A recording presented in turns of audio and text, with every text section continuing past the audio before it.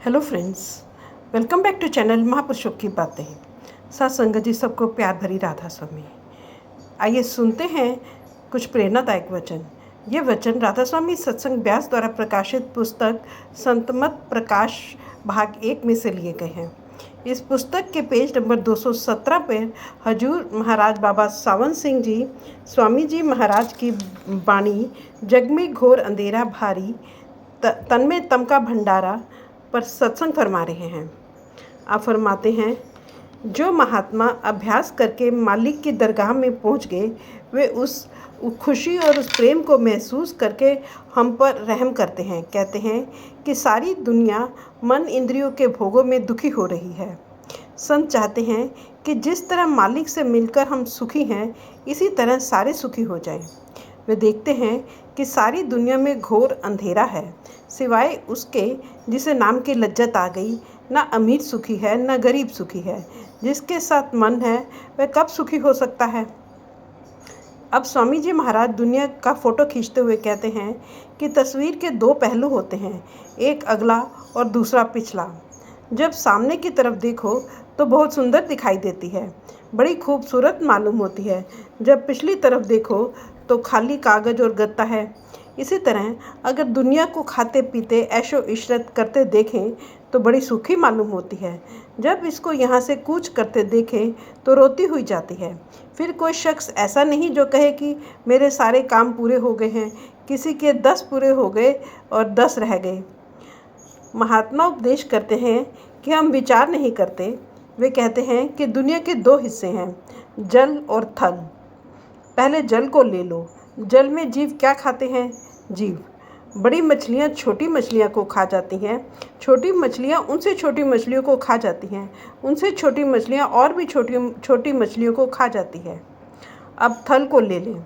बाघ चिड़ियों को खा जाते हैं, चिड़ियाँ कीड़ों मकोड़ों को खा जाती है, शेर गीदड़ों को खा जाते हैं, गीदड़ भेड़ बकरियों को खा जाते हैं, भेड़ बकरियाँ पेड़ पौधों को खा जाती हैं। गुरु नानक देव जी कहते हैं, जितने भी अनाज के दाने हैं सब में आत्मा है। वेद भी कहते हैं कि रूह सूरज लोक से होकर सूरज और चंद्रमा की किरणों द्वारा अनाज में दाखिल होती है, फिर वह बीज पौधा बन जाता है। यह जितना वायुमंडल है रूहों से भरा हुआ है। पेशाब पखाना जाते समय जीव मरते हैं। चलते फिरते कई जीव पैरों के नीचे आकर मर जाते हैं। जहाँ जीवों को जीव खाए वहाँ घोर अंधेरा नहीं तो और क्या है। डॉक्टरों ने एक ऐसी मशीन बनाई है जिसके द्वारा एक छोटी चीज़ 1500 गुना बड़ी मालूम होती है। जितना पानी है जीवों से भरा हुआ है। अगर हवा को ले लें तो उसमें भी जीव भरे पड़े हैं। मैं कहता हूँ, अगर एक सुई की नोक भी ज़मीन पर रखो तो उसके नीचे भी कोई ना कोई जीव जरूर होगा। संपूर्ण ब्रह्मांड में जीवों को जीव खा रहे हैं। अब यहाँ जीवों को जीव खा रहे हैं हो, वहाँ कोई मुक्ति का समान है कोई?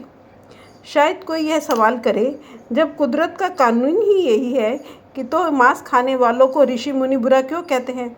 नहीं, ऋषि मुनियों का ख्याल ठीक है। जब उन्होंने देखा सारे ब्रह्मांड में जीवों को जीव खा रहे हैं तो सोचा कि इतना ही बोझ उठाया जाए जो कम से कम हो। अब खानियों के हिसाब से जीव को 4 किस्में अंडज, जेरज, उद्भिज और स्वेदज हैं, परंतु तत्वों के हिसाब से 5 किस्में हैं। पहली किस्म इंसान है। यह अशरफुल मखलूकात सृष्टि की सबसे ऊंची किस्म है। इसमें 5 तत्व पूरे हैं। इससे नीचे दूसरी किस्म पशुओं की है। इनमें 4 तत्व पूरे हैं तथा 5वां नाम मात्र है। इनमें आकाश नहीं है, विवेक नहीं है, ज्ञान नहीं है, बुद्धि नहीं है। आदमी से नीचे की कोई किस्म है तो पशुओं की है। इससे नीचे की किस्म में 3 तत्व हैं। वह कौन सी है? पक्षी। जो चौथी किस्म है उसमें 2 तत्व हैं। वह कौन सी है? कीड़े मकोड़े, सांप, बिच्छू आदि। इनमें 2 तत्व हैं, हवा और आग। बाकी हैं मगर नाम मात्र। इनको पानी की ज़रूरत नहीं। मैं ऐसे जंगलों में रहा हूँ जहाँ 20-20 मील तक पानी नहीं मिलता। वहाँ इन सबको देखा है। मैंने कभी नहीं देखा कहीं पानी पीने जाते हों। वे अपने लायक पानी सब्जियों में से निकाल लेते हैं। 5वीं किस्म वह है जिसमें तत्व मुकम्मल हैं। बाकी एक तत्व मुकम्मल है, बाकी 4 नाम मात्र हैं। वह कौन सी है? साग, सब्जी, फल, फूल आदि। जो कीमत एक आदमी की है वह एक घोड़े की नहीं। जो एक घोड़े की है वह एक मुर्गी की नहीं। जो एक मुर्गी की है वह एक टिड्डी की नहीं। जो एक टिड्डी की है वो एक फूल की नहीं। यानी जो पाप एक आदमी को मारने का है वह एक घोड़े को मारने का नहीं है। अगर किसी का घोड़ा मार दे तो जज फांसी नहीं देगा। जो पाप एक घोड़े को मारने में है वह एक मुर्गी को मारने में नहीं है। जो पाप मुर्गी को मारने में है वह एक टिड्डी को मारने में नहीं है। जो पाप एक टिड्डी को मारने में है वे एक बैंगन को तोड़ने में नहीं है। इसलिए संत महात्माओं ने, ऋषियों मुनियों ने साग सब्जी को खाना उचित माना है। यह तो सारे ऋषि मुनि भी मानते आए हैं कि इनमें भी आत्मा है। मगर आजकल तो डॉक्टर बोस ने भी साबित कर दिया है कि सब्जी वगैरह में भी रूह है। पाप तो जरूर है, मगर 3 और 4 तत्वों वाले जीवों का मांस खाने के मुकाबले में, यानी हजारों मन का बोझ उठाने से 4-5 शेर का बोझ उठाना कहीं अच्छा है। अब इस घोर अंधेरे में जहाँ जीवों को जीव खा रहे हैं, अगर बचना चाहते हो तो चलो अंदर। जब आंखें बंद करो तो अंदर भी घोर अंधेरा है। मगर आदमी अंदर नहीं गया तो अंधा आया और अंधा चला गया। आदमी हमेशा 3 हालातों में रहता है: जागृत, ख्वाब यानी सपना, और गहरी नींद। जब जागता है तो वह अंधेरे में है, जब ख्वाब में है तब भी अंधेरे में है, जब गहरी नींद में गया तो भी अंधेरे में है। गहरी नींद में रूह डल हो जाती है, यानी तीनों हालातों में रूह भूल भुलैया में फिरती रहती है। भूल भुलैया उस मकान को कहते हैं जिसमें जाने के बाद वापस निकलने का रास्ता ना मिले। अब भी वह लखनऊ के इमाम बाड़े में है। वह तो ईंट पत्थरों की भूल भुलैया है, मगर इस 84 लाख योनियों की भूल भुलैया है। हम करोड़ों युगों से अलग अलग योनियों में फंसे हुए हैं। कभी वृक्ष, कभी कीड़ा, कभी पतंगा, कभी पक्षी, कभी पानी के जीव, कभी भूत प्रेत, यक्ष, किन्नर, गंधर्व, इंसान, पशु आदि बने। अनगिनत युग बीत गए, हमारी इस जेल खाने से रिहाई नहीं हुई। जो जेल खाने में पड़ा हुआ है वह और मन इंद्रियां उसे दुख देती हो तो वह क्या सुखी है? यही हाल सारी दुनिया का है। किसी को बीमारी का दुख है, किसी को मुकदमे का दुख है, किसी की लड़की विधवा है, किसी की पुत्र वधू विधवा है, किसी को कोई दुख है, किसी को कोई। सारा संसार दुखी है और भूल भुलैया में फंसा हुआ है, चाहे ख्वाब में है, जागृत अवस्था में है या गहरी निद्रा में है। यह देश हमारा देश नहीं, यह कौम हमारी कौम नहीं, यह मजहब हमारा मजहब नहीं, यह मन, माया और काल का देश है।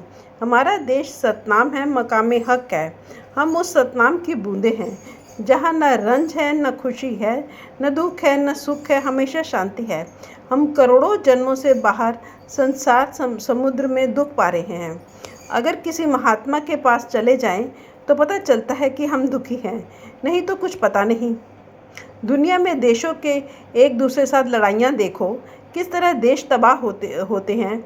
रहने को जगह नहीं, खाने को रोटी नहीं, इन देशों के झगड़ों में ही उम्र बर्बाद हो गई। मनुष्य जन्म में अंदर रूहानी मंडलों पर चढ़ना था, नाम जपना था, मालिक से मिलना था, मगर इसे इतना भी पता नहीं कि मेरा कोई देश भी है। कहते हैं यह 84 लाख प्रकार की योनियों में झक मारता फिरता है। कभी कीड़ा, कभी पतंगा, कभी इंसान, कभी हैवान, कभी स्वर्गों में, कभी नरकों में, कभी किसी योनि में, कभी किसी योनि में। अव्वल तो मनुष्य जन्म में सुख है ही नहीं, अगर है तो नाम मात्र।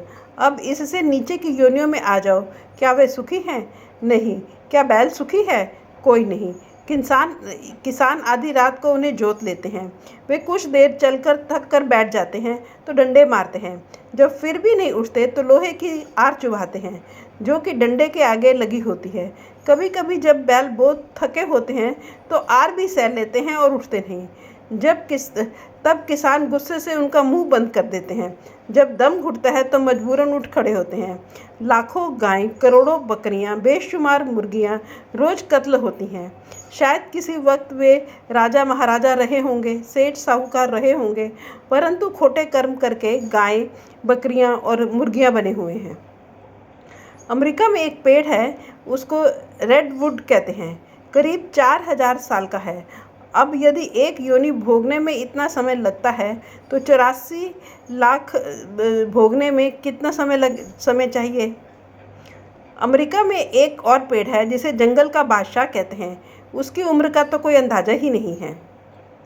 कहते हैं गायें, बकरियां और मुर्गियां और अन्य योनियां पुकार करती हैं, हाय तौबा करती हैं, लेकिन कोई नहीं सुनता। लोग उन्हें बराबर कत्ल किए जा रहे हैं। क्या उनके लिए कोई कचहरी या अदालत है? फ्रेंड्स, अपनी इस वीडियो को आज हम यहीं समाप्त करते हैं। अगले वीडियो में आगे बढ़ेंगे। Thank you.